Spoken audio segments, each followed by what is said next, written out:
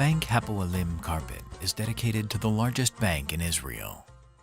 Bank Hapoalim, which literally means the Workers' Bank, was founded in 1921 by the Zionist movement and the worker unions with a social ideology. In its early years, the bank was strongly identified with the working class in Israel. But in 1997, following a severe economic crisis, the bank was bought by one of the richest families in Israel. Today, almost 100 years after it was founded, Bank Hapoalim is among the leading economic forces in Israel. Although its days as a socialist symbol have long since passed, it still keeps its name. Bank Hapoalim, the Workers' Bank. Bank Hapoalim carpet was designed by the artist Michaeli.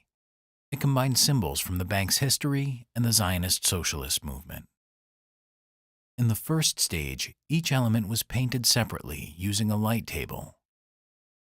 After that, all the elements were composed together on a tracing paper and then copied using gouache paint. Because of the weaving process being used, the amount of colors had to be reduced to 5 shades in total. Over 100 symbols are embedded in the carpet. Images from the world of economics and banking. Images related to Jewish history and Israeli socialism. Images of Zionist leaders such as Weizmann, Ben-Gurion, and Herzl, all taken from Israeli bills and coins. Then the image was scanned to finalize the color separation. Most countries where carpets are still being woven by hand do not have diplomatic relations with Israel, and certainly no trade relations. Producing a handmade carpet was made possible with the help of Isaac Matat, the owner of an Israeli carpet store. Isaac immigrated to Israel from Pakistan and still keeps his old business connections.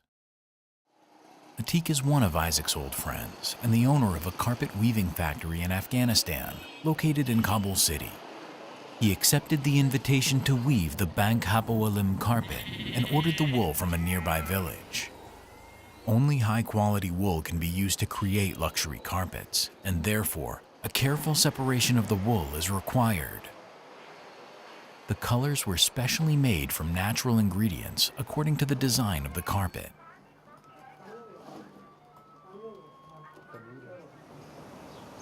Later on in the factory, the wool was wrapped and rolled for coloring. In the yard, it was dyed with industrial machines and left to dry in the sun. The Afghan carpet designer prepared a plan for the carpet's weaving process. He received a smaller print of the pattern and translated it onto graph paper at the same scale as the final carpet size. Each small square represents a knot in the carpet. Then, the squares were translated into numbers that represent the color scheme. All the yellow squares, for example, were translated into the number 3. The weavers followed this list of numbers and recreated the original image line by line, unaware of the meaning of the Israeli symbols they were working on. For 9 months, the workers weaved the carpet and the bank was built floor by floor. At the end of the weaving, the carpet was lowered from the loom, spread on the floor, and measured. Still, additional processes were required. The back of the carpet was torched in order to give it rigidity. The front side was combed with an iron brush in order to remove any excess wool. The carpet was washed thoroughly.